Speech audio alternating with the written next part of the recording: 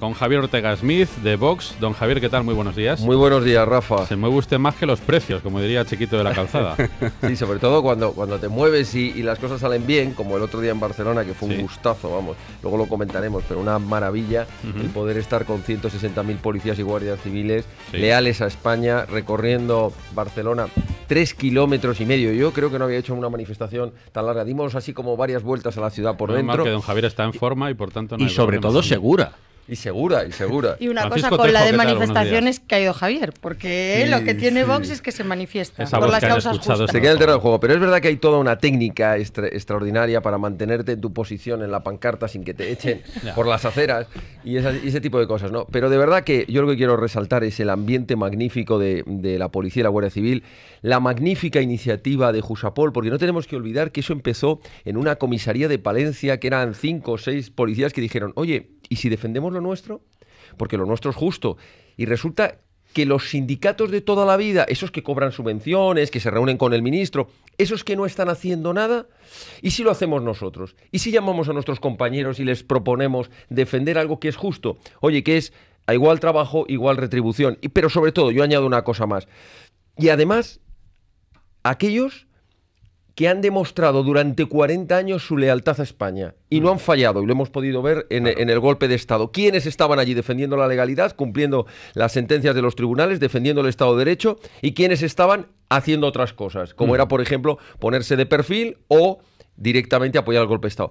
Así que ver a esta policía, que por cierto son una gente extraordinaria. Nosotros veníamos en el AVE estaba lleno prácticamente de policías y guardias civiles. Te iba saludando todo el mundo, la gente simpática, con un buen humor. Oye, y se lo pagan todo de su bolsillo. Me mandaban fotos de una caravana, que no sé si la habéis visto. Hubo varias caravanas por España, pero había una que iba recorriendo, había arrancado en Almería, iba recorriendo distintas provincias. Llegaron 60 furgonetas abarrotadas hasta arriba de policías y guardias civiles. Se lo pagan ellos con buen humor, con simpatía. Y oye, yo espero que lo consigan y sobre todo que no se dejen engañar, porque una de las cosas que se repetía era que basta ya de las tomaduras de pelo de los sindicatos, firmando papelitos, como han hecho, por cierto, los últimos 30 años, que es que esos papelitos ya los hemos visto muchas veces, lo firmaron con los distintos gobiernos, y al final, nada. Pues yo voy a decir algo que a lo mejor suena un poco raro. En todo procedimiento hay una estrategia, como es lógico, ¿no? Y hay cuestiones que en un momento determinado no se entienden, que incluso parecen contradictorias con tu objetivo final, pero son las más acertadas en ese momento. Por ejemplo, cuando el juez Llarena decide retirar la orden europea de detención y entrega, la llamada euroorden, día 5 de diciembre. No fue entendido por mucha gente. Dijo, pero bueno, entonces, ¿qué pasa? ¿Que ya nos estamos arrugando? ¿Ya no nos atrevemos?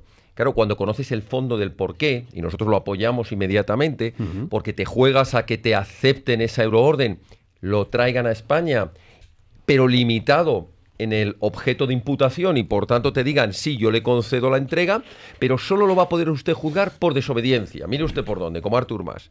Y por tanto solo le puede poner una multa. No, es que yo quiero juzgarle por delitos gravísimos, que tienen 25 años de prisión, como rebelión. No, por eso no se lo entrego. Entonces, para evitar eso se hacen estrategias. Y ahora viene la cuestión de fondo. En la estrategia de derrotar a los golpistas, ¿nos interesa que Puigdemont llegue en estos momentos a España? No. Nosotros no vamos a pedir la reactivación de la euroorden, no vamos a pedir la reactivación de la orden internacional de búsqueda y captura, no vamos a pedir ninguna de las medidas que le faciliten lo que ellos están haciendo.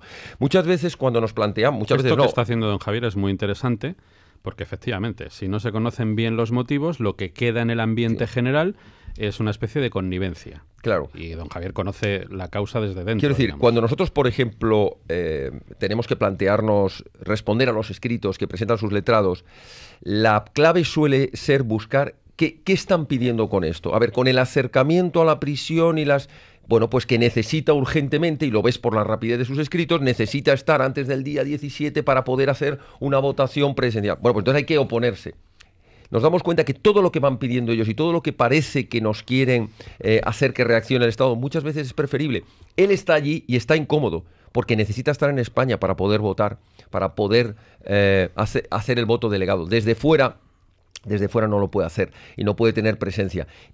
Buscan la foto en el aeropuerto de la detención, etcétera, etcétera. Entonces, yo creo que de momento este mes está muy bien. Tarde o temprano va a tener que volver, porque su situación es bastante complicada.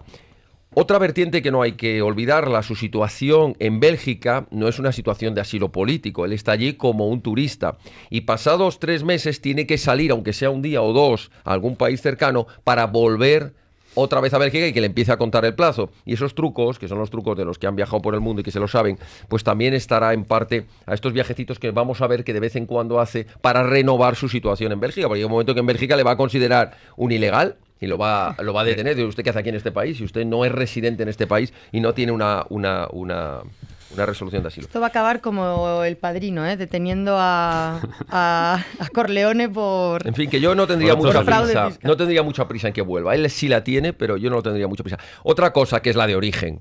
¿Quién le dejó fugarse? Porque ahí está la pregunta del millón. Es decir, él se escapó por la frontera y luego cogió un avión, pero le dejaron escaparse. Oiga, se escapó después de un día en el que iba saludando a los Iba vecinos, saludando a todo el mundo, claro. Tranquilamente. Claro. Y las causas estaban ya abiertas y ya se sabía quién era, ya se sabía lo que había detrás. Los servicios de información no hace 4 días, hace muchos meses que saben que detrás del golpe de Estado estaba todo este entramado y sabían, por las informaciones que vamos viendo ahora, ya la policía tenía muchas pistas sobre este tema. Y el Ministerio del Interior le dejó fugarse porque no le interesaba una detención en España. Entonces, ¿a qué jugamos? Claro, Pues, entonces, ¿a qué estamos jugando? Estamos jugando a no darles una sola baza de la que se puedan No, aprovechar. A mí, Rafa, me gustaría preguntar una cosa en relación a esto que habéis dicho. Y yo coincido con don Julio en lo que ha dicho con toda la razón. Y además nos lo repite muchas veces en esta misma tertulia, que hay cuestiones que son las de comer, de las que parece que nos olvidamos.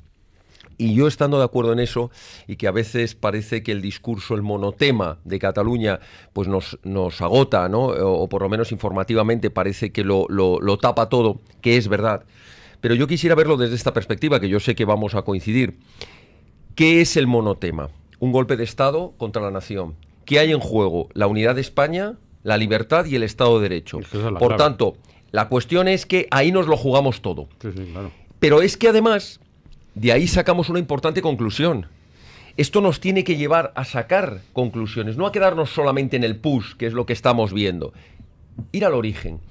¿Por qué se produce todo esto? Y ahí es donde algunos nos planteamos que esto viene desde la propia Constitución, del título 8º y del sistema de las comunidades autónomas. Y ahí es donde algunos nos planteamos que este sistema de comunidades autónomas nos ha dividido, nos ha endeudado, nos ha enfrentado, ha creado corrupción institucional, ha creado duplicidades legislativas, pero sobre todo en algunas comunidades autónomas, especialmente en Cataluña, País Vasco, ya se van animando en Valencia, en Baleares, en Galicia, ha sido el trampolín para el secesionismo y el golpismo. Y ahí es donde llegamos a la tercera parte, que era a la que se refería don Julio.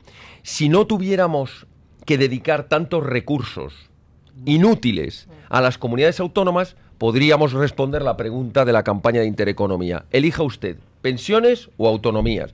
Podríamos decir ustedes, ahora podremos bajar de una manera importante la fiscalidad porque no hay que soportar 17 parlamentos y 17.000 cargos puestos a dedo. Podríamos dedicar los recursos a que la educación sirviera para formar personas en valores, en conocimientos que fueran útiles y no adoctrinar a las legiones de pequeños golpistas que mañana salen a la calle a destrozar coches de la Guardia Civil. Perdone, y por último, aleccionar con temas políticos y crear zombies pendientes solamente de la tecnología. Ahí estamos. Esa es otra, son las dos cosas. Pero son digo, víctimas del claro, adoctrinamiento, pero además personas vacías de contenido. De principios y de valores. Contenido. Y podríamos recuperar esa competencia de educación que en muy pocos países del mundo se delega a sus provincias, a sus regiones, precisamente porque es lo que vertebra el Estado y prepara las generaciones futuras. Y la última pieza a la que podríamos dedicarnos, aparte de las pensiones, los impuestos y la educación, es la cuestión referida a la creación real de empresas, de creación de empleo,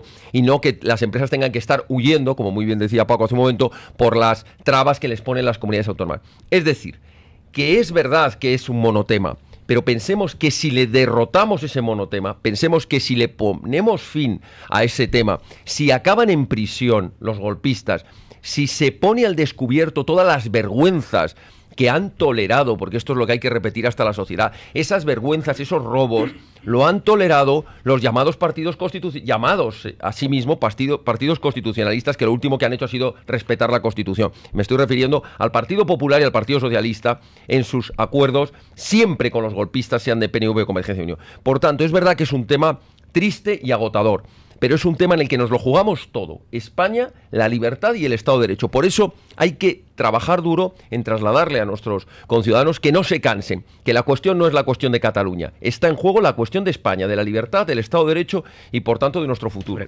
Yo lo primero es felicitar a Rosa y a La Gaceta porque, evidentemente, han recogido una de esas noticias que a veces pasan desapercibidas en otros grandes medios porque no les interesa contar ese tipo de estudios en los que se pone de relieve, como muy bien has explicado, pues resumiendo lo que hay un 36% de los españoles que queremos que o bien se recuperen importantes competencias o bien directamente se suprima el modelo autonómico. Las dos cosas es verdad que van en el ADN de la creación de nuestro partido político, porque entendimos desde el principio que era el gran cáncer de España, las comunidades autónomas, y por tanto entendíamos que debíamos iniciar una fase de propuesta a la sociedad española para la recuperación de esas tres grandes competencias de educación, sanidad y justicia, para que todos los españoles, con independencia del lugar en el que vivamos, tengamos acceso a los mismos servicios, pero sobre todo para que se hagan con políticas de Estado, sobre todo especialmente hablando de la educación, de la sanidad y la justicia, como paso previo a plantear un gran debate nacional sobre la organización territorial del Estado, hasta lograr, como proponemos nosotros, y que por cierto es lo que prima en la inmensa mayoría de las naciones civilizadas del mundo, que es que haya un solo poder político y por tanto un solo gobierno, un solo parlamento que sea la sede de la soberanía nacional y un solo poder judicial con su máxima expresión en el Tribunal Supremo, sin politización, etcétera, etcétera. Esto nos lleva, como tú muy bien dices, a que hay un 36% de los españoles que no tienen representación en este momento en las instituciones, exactamente en el Parlamento y en el Senado. No lo tienen. Y entonces ahí nos lleva a la segunda gran batalla, la famosa reforma necesaria y urgente de la ley electoral. Porque lo que no puede ser, y ahora traigo a colación la otra encuesta, las que publicó El Mundo, que por ejemplo resulta que con 1,1% de los votos a nivel nacional tuviese el PDK, por ejemplo, 6 diputados, y Vox con 1,7 de estimación tuviera 1 o 2. Y lo que es peor, que los proetarras de Bildu con 0,5% tuviesen 2 diputados. Aquí hay una infrarrepresentación gravísima de la sociedad española y por tanto hay que acometer con urgencia, y por cierto eso no lleva una reforma constitucional, que algunos siempre se rasgan las vestiduras de lo difícil que es cambiar. Bueno, pues para reformar el sistema electoral hay que cambiar una ley orgánica, no hay que llevar a cabo ningún tipo de reforma constitucional. Lo primero y fundamental es reformar la ley electoral.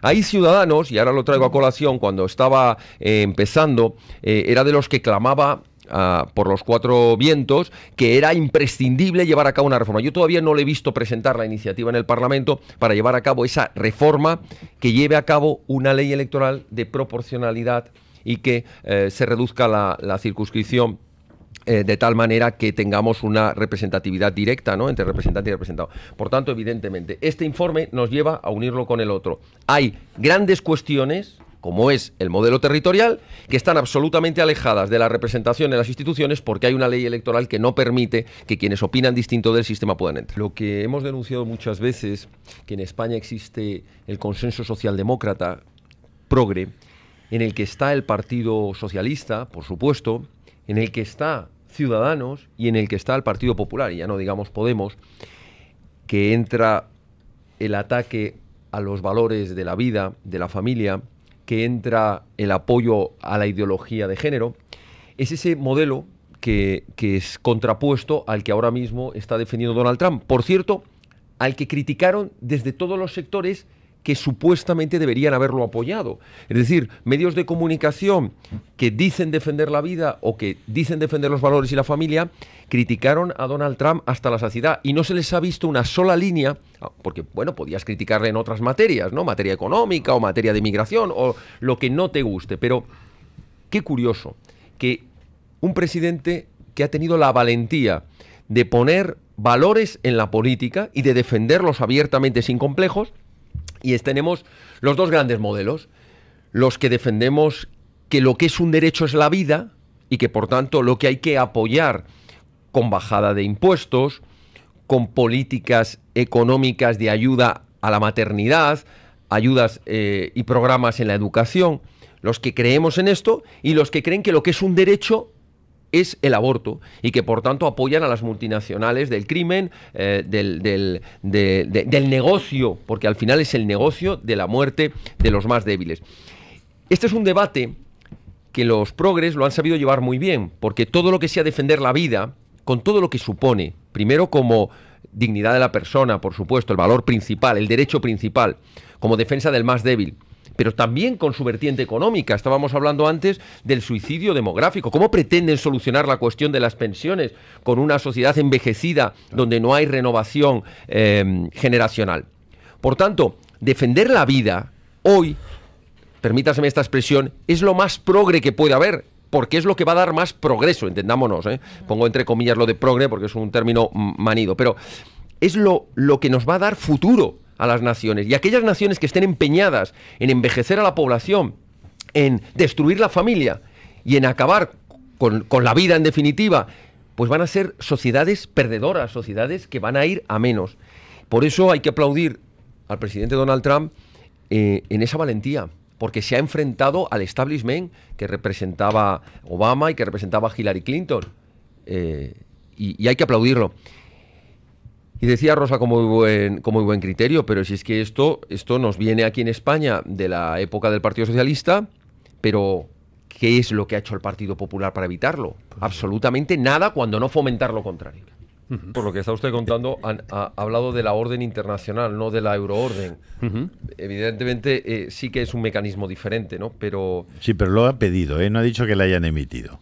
Lo ha pedido el fiscal. El juez no ha dicho nada. Que es quien la tiene que pedir. He entendido que es una solicitud que acaba de presentar la Fiscalía, porque me lo han confirmado, pero la verdad es que habría que ver cómo lo argumenta. Sería muy interesante, porque por lo que dice la noticia es la orden internacional, no la euroorden. Yo no sé exactamente qué es lo que habrá visto la Fiscalía. Quiero pensar que lo ha meditado bien el caso de que fuera efectiva, lo estimase el juez instructor y que las autoridades danesas accediesen a la detención. No sé. Habrá que estudiar a ver en cómo lo han planteado y cómo lo han fundamentado y yo creo que no lo va a pedir el juez instructor, creo que no, pero en fin, bueno, porque rompería un poco la línea de lo que ha seguido hasta ahora, ¿no? Pero la verdad es que ahí detrás de eso hay una cosa muy peligrosa y es ese relativismo. Por un lado, el relativismo moral, claro. Es decir, no tengo valores, me descargo de cualquier principio, claro. Me descargo de cualquier referente ético. Es un partido de gestión, ¿no? La anomia. Claro, me quito de todo eso, ya no tengo ningún tipo de complejo de defender lo que sea, ni de responsabilidad moral, no tengo ningún freno, y a partir de ese momento hablo con mis asesores de marketing y me dicen, de ese tema no lo toques, porque hay un grupo que entonces no te vota. Ese otro tampoco, y es verdad, como dice don Julio, que te puedes convertir en una especie de diputados mudos, sordos, y usted que...